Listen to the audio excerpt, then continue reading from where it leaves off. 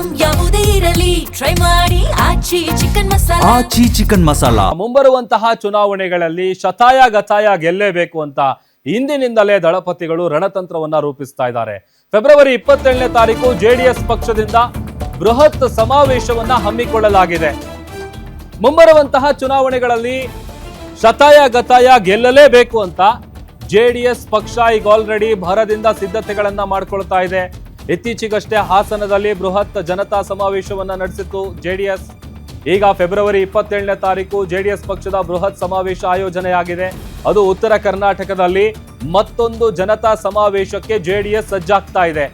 7 ಜಿಲ್ಲೆಯ ಕಾರ್ಯಕರ್ತರನ್ನ ಸೇರಿಸಿ ಫೆಬ್ರವರಿ 27ನೇ ತಾರೀಕು ದೊಡ್ಡ ಮಟ್ಟದಲ್ಲಿ ಸಮಾವೇಶವನ್ನ ಮಾಡೋದಕ್ಕೆ ಸಜ್ಜಾಗ್ತಾ ಇದೆ ಜೆಡಿಎಸ್.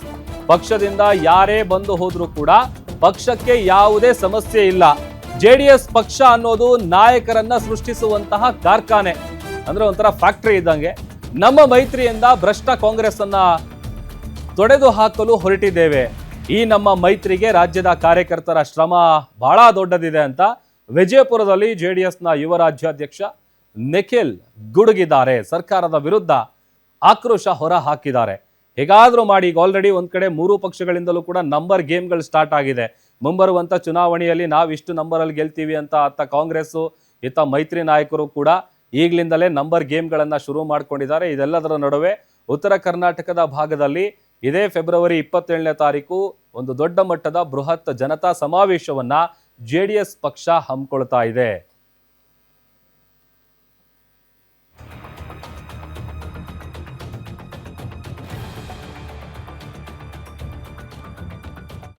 ಇದೇ ತಿಂಗಳು 27ನೇ ತಾರೀಕಂದು ಪಕ್ಷದ ಜನತಾ ಸಮಾವೇಶದ ಕಾರ್ಯಕ್ರಮದ ಪೂರ್ವ ತಯಾರಿಗಳ ಹಿನ್ನೆಲೆಯಲ್ಲಿ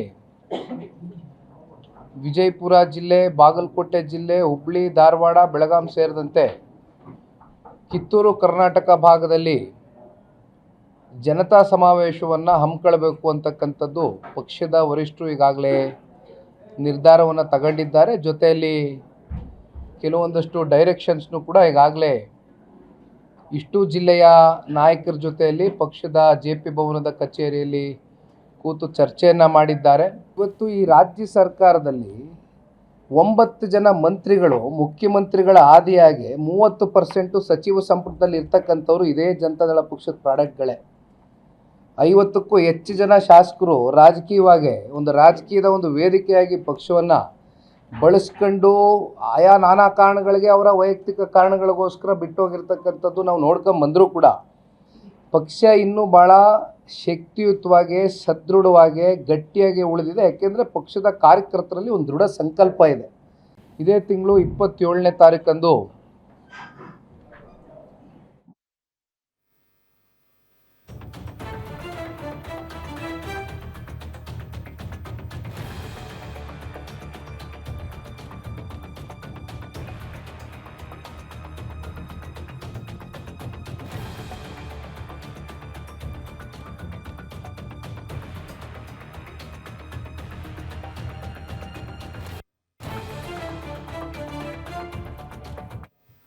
ಮತ್ತಷ್ಟು ಡೀಟೇಲ್ಸ್ ಅನ್ನ ಕೊಡ್ತಾರೆ ನಮ್ಮ ಪ್ರತಿನಿಧಿ ದೀಪಕ್ ಶಿಂದೆ. ಲೈವ್ ಜಾಯ್ನ್ ಆಗ್ತಾ ಇದ್ದಾರೆ. ದೀಪಕ್, ಈಗ ಆಲ್ರೆಡಿ ಹಾಸನದಲ್ಲಿ ಒಂದು ದೊಡ್ಡ ಮಟ್ಟದ ಜನತಾ ಸಮಾವೇಶವನ್ನ ಜೆಡಿಎಸ್ ನಡೆಸಿತ್ತು. ಈಗ 27ನೇ ತಾರೀಕು ನಡೆಯುವಂತಹ ಸಮಾವೇಶದ ಬಗ್ಗೆ ಏನಿದೆ ಡೀಟೇಲ್ಸ್? ಖಂಡಿತ ಪ್ರಭು, ಏನು ಈಗಾಗಲೇ ಜೆಡಿಎಸ್ ಒಂದು ಪ್ರಾದೇಶಿಕ ಪಕ್ಷವಾಗಿ ತನ್ನದೇ ಆದಂತಹ ಕೊಡುಗೆಯನ್ನ ರಾಜ್ಯದ ಜನರಿಗೆ ನೀಡಿರುವಂತದ್ದು. ಈಗಾಗಲೇ ಏನು ಹಾಸನದಲ್ಲಿ ಒಂದು ಸಮಾವೇಶ ನಡೀತು, ಅದು ಬಹುತೇಕ ಯಶಸ್ವಿಯಾಗಿರುವಂತದ್ದು. ಹೀಗಾಗಿ ಕಿತ್ತೂರು ಕರ್ನಾಟಕ ಭಾಗದಲ್ಲಿ, ಅದರಲ್ಲೂ ಕೂಡ ವಿಜಯಪುರದಲ್ಲಿ ಬರುವ 27ನೇ ತಾರೀಕು ಈ ಒಂದು ಬೃಹತ್ ಸಮಾವೇಶವನ್ನು ಹಮ್ಮಿಕೊಂಡಿದ್ದಾರೆ.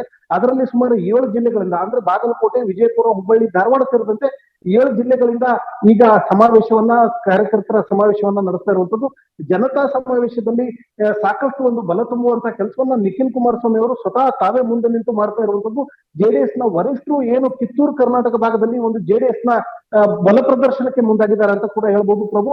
ಯಾಕಂತಂದ್ರೆ ಇವತ್ತಿನ ದಿನ ಏನ್ ನಿಖಿಲ್ ಕುಮಾರಸ್ವಾಮಿ ಅವರು ಆಗಮಿಸಿದ್ರು, ಈ ಒಂದು ಸಂದರ್ಭದಲ್ಲಿ ವಿಜಯಪುರದಲ್ಲಿ ಸರಿಸುಮಾರು ಕಳೆದ 2023 ಚುನಾವಣೆಯಲ್ಲಿ 224 ಸೀಟುಗಳಿಗೆ ಶಾಸಕ ಸ್ಥಾನಕ್ಕೆ, ಅದರಲ್ಲಿ ಸುಮಾರು 209ರಷ್ಟು ಕಣಕ್ಕೆ ಅಭ್ಯರ್ಥಿಗಳನ್ನ ಇಳಿಸಿ 19ರಷ್ಟು ಸೀಟುಗಳನ್ನ ಈಗ ಜೆಡಿಎಸ್ ವಿನ್ ಆಗಿರುವಂತದ್ದು. ಅದರಲ್ಲಿ ಮಹತ್ವದ್ದು ಅಂತಂದ್ರೆ ವಿಜಯಪುರ ಜಿಲ್ಲೆಯಿಂದ ಕೂಡ ಒಬ್ಬರು ಜೆಡಿಎಸ್ ನ ಶಾಸಕರು ಇರುವಂತದ್ದು. ಹೀಗಾಗಿ ಇಲ್ಲಿ ಏನು 5-6 ಜನ ತಮ್ಮ ಒಂದು ಬಲಿಷ್ಠ ಭದ್ರಕೋಟೆ ಇದೆ ಅಂತ Okay. ಹೇಳ್ಬೋದು.